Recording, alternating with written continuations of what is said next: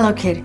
Welcome to Turn Off Your Silly Phone, a play in one act. So, director, I was saying, Olivia, that I would love to be the lead in your next role, Olivia. and I also have a lot of thoughts on your script that I'd like to send notes over for.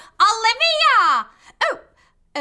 Yes, Fuchsia Fish. Olivia, turn off your silly phone. You're missing all our time together. Oh, I'm so sorry. How inconsiderate of me. I should have turned off my silly phone. Bravo, that was beautiful. Did I sell it? Oh, you know you did, you stage diva, you. Oh, well, hello, kid, and welcome to KidTime StoryTime.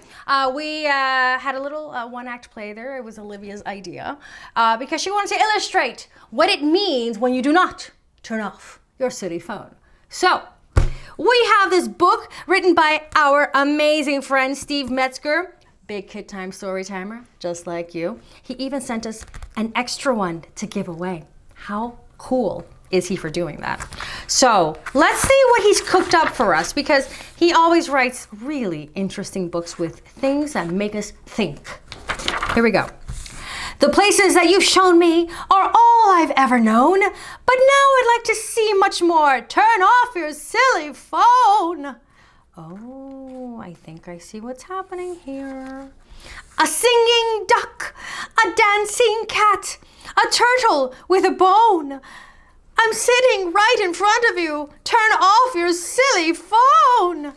Oh, a singing dog, a dancing cat, a turtle with a bone. They're watching videos, and the kid wants to do KidTime StoryTime with a bear. I mean, you can't blame him for wanting the grown-up to be like, hey, come in KidTime StoryTime with me. Your voice is very comforting, your tender words, your tone, but it's not me you're blabbing to. Turn off your silly phone. Oh, I see what's happening. It's the grown-ups who won't get off their phone. And you thought it was going to be about you getting off your phone. But let's see what happens when the roles are reversed. How do we feel then, right? Here's a little kid having a delicious lunch and what looks to be coffee, but I'm sure the little fox isn't drinking coffee. Maybe tea, maybe a little milk. Let's see. In my stroller, I feel like a queen upon her throne. Yes, I'm the boss. Here's my command. Turn off your silly phone. Oh, but mommy's texting right now to a best friend, and they're like, let's get together later on today, blah, blah, blah, blah. When you can't stop your scrolling, I feel so all alone. I want someone who listens. Turn off your silly phone.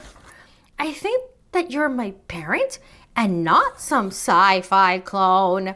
But you're in space and I'm right here. Turn off your silly phone. I'd like to take your headphones and leave them far from home.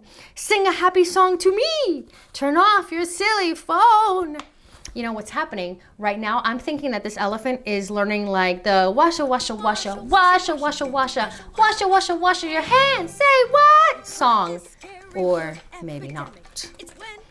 I think little elephant here wants I know what the solution is. Mom should put the song out for everyone to hear, on a Bluetooth speaker or something, so that way they can all jam out together. Who is this person, Siri? She speaks to you. I groan. Blah, blah, blah. She makes me mad. Turn off your silly phone. That was my Siri impersonation. Tell me something about that hawk. Too late. The bird has flown. There goes another memory. Turn off your silly phone. Get off that bench and throw a ball, or buy an ice cream cone, or 4. Do something with me, anything. Turn off your silly phone. Grumpy, grumpy hippo. Oh, you can do so many things, like text while munching scones. But I can talk. Let's have a chat. Turn off your silly phone. Also, scones. So good. Have you ever had one? I like mine with berries. Like it could be blueberry or apple or orange. They're very British. I mean, I think they're British.